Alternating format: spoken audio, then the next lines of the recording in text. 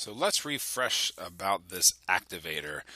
So you're taking one hand, you're putting it in ice water, ice cold water for 20 seconds. The other hand goes in hot, warm water for 20 seconds, right? You hold them in there for the 20, you remove the hands and put them both into room temperature water. So what do your hands feel? Well, the temperatures are correct and everything works out. The cold water hand, the one that was in cold water, should now begin to feel warm. Your hot water hand should begin to feel cold. So why is this? What's going on here? And a similar mechanisms at work, like at the pool with the air temperature, right, in the right zone. So if you get out of the pool or you're outside for a couple minutes, you start to, kind of cool down. You might feel a little bit cold, but then you get back in the water feels super warm again. So there's energy transfers going on here. And to understand energy transfer, especially when it comes to heat, we need to understand a few things. The first thing is that we must know the difference between an open and a closed system. All right, so notice in an open system here, it's open to the atmosphere. Look, you see, matter moving in and out, gases. All right, and you have heat transfer going even through the container. Closed is closed to the surrounding environment. No matter transfer. However, notice that there is heat transfer, or there's energy transfer that's going on through this system, even in that closed system. Then you have an isolated system, and that's where just everything's contained. You're controlling both the system and the surroundings. Right? But the big one here we wanted to look at is the open versus closed system, and the fact that heat can still move in and out of either one. And that, of course, brings up the next thing we want to know about, and that's heat. And what is heat? Well, it's the transfer of energy between a system and its surroundings. And this, of course, results in a temperature difference between the system and the surroundings. Okay, so a transfer of energy. Well, what kind of energy is that? Well, that is called thermal energy. That's the type of kinetic energy that is generated from heat. It's kind of all the energy that's from the motion of all the particles that are in a system. Right? And then the last vocabulary word associated here with heat and thermal energy commonly thrown out is temperature. And that's the degree or intensity of heat present in a substance, right? Or it's really how we measure heat. So it's the measure here. So we have heat being the transfer of thermal energy, and you can measure that with temperature. And we can think of all these three things intermingling and try to differentiate between these three commonly, sometimes confused words with just a fire, right? So you have a campfire, or a fire in a fireplace, or any sort of fire here, even in a chemistry laboratory, right? And you have a lot of energy going on here, right, with this combustion here, a ton of thermal energy. Right? Well, when you get close enough to the fire, you begin to feel what? You begin to feel heat. And that heat is coming from all the thermal energy being released, and you are feeling the transfer of that energy from the fire through space and time to your hands or to your body. So that's the heat that you feel. And of course, what can you do with temperature? You could measure the temperature of the fire. You could measure the temperature of your skin when you get away from the fire or close to the fire, and notice a temperature difference based on that heat. Okay? And this idea of heat and energy transfer brings up that law of conservation. We've looked at the law of conservation of mass, and we can even add into that now the law of conservation of energy, which states energy can neither be created nor destroyed. Okay? Energy's not being created. We're not destroying energy. It's not just going to just disappear. Okay? It's transformed. It is transferred from one form to another. Right? And this law also then states that the total energy of an isolated system remains constant. Right? It is conserved over time. Right? That isolated system, if we look back at here, right? It's totally contained. You can have some heat play from the container and the surroundings out here, right? But that heat, it's not going to go anywhere. It's going to be the same in an isolated system, thanks to the law of conservation of energy. And this idea of energy transfer, these guys right here, I don't know if you've ever seen this before, it's called Newton's Cradle. Right? And so these balls here are little pendulums, right? And when you pull one of them back and release it, it comes down with that kinetic movement. It slams into this ball here.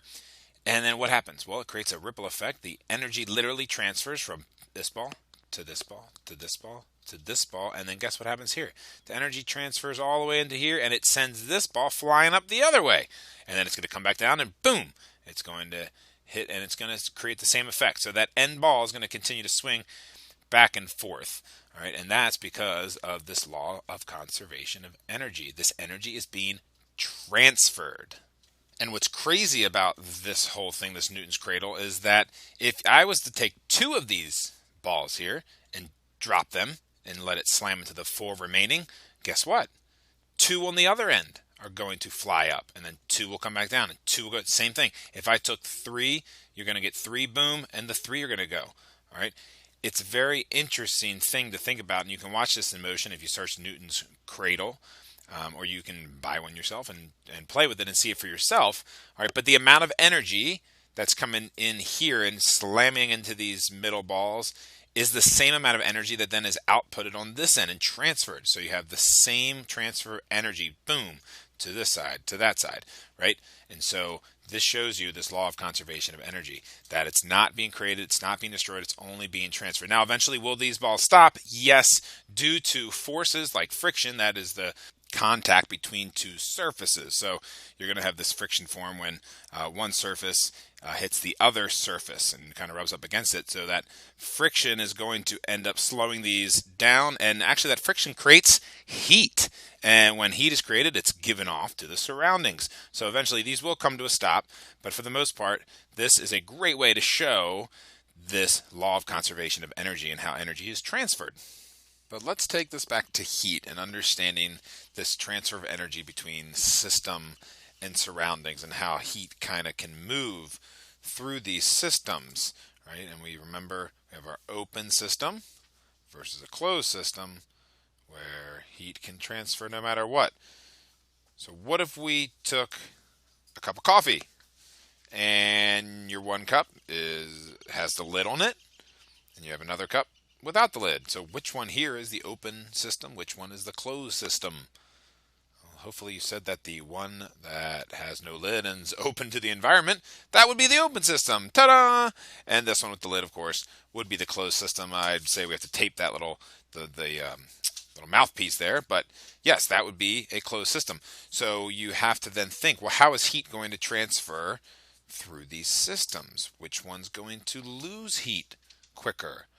Which one's going to, can you lose heat through the top here? What about, why do you have this sleeve around the outside of the cup? That's because, remember, heat's going to even move out of the closed system. All right, so this energy can transfer here, but of course, in a closed system like this one here with the lid, you're going to have less heat loss, right? Less energy is going to be transferred. And then this one is going to, of course, lose that heat in a quicker amount of time. So we must be able to understand the difference in energy transfer between open and closed systems. And let's take a look at some other open-closed systems in our world. Here you have the classic look at a pot of spaghetti or a pot of boiling water, right? You have the lid off over here, lid on over here. Why did we put the lid on? Why do you do that to boiling water? Well, that's because it makes it a closed system, right? So it contains the heat a lot better, so it can cook things faster. Okay, so that makes sense. Now we're seeing the applications of an open or a closed system. And you can even expand this to think about a greenhouse versus the natural open environment, like our ocean. Greenhouse, closed system. Right? Energy is getting through, right? The sunlight is getting through to these plants. Right? There's probably some energy lost through these windows.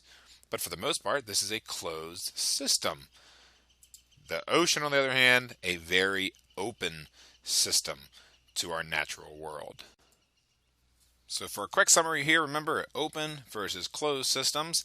And of course that the heat that we feel a lot is just that transfer of energy between a system and its surroundings thanks to thermal energy. That's the type of kinetic energy that comes from heat. And then of course we can measure this heat, the intensity of heat present, using temperature, which is our measurement term for heat. And that can be measured in degrees Fahrenheit, degrees Celsius, or even something called kelvins.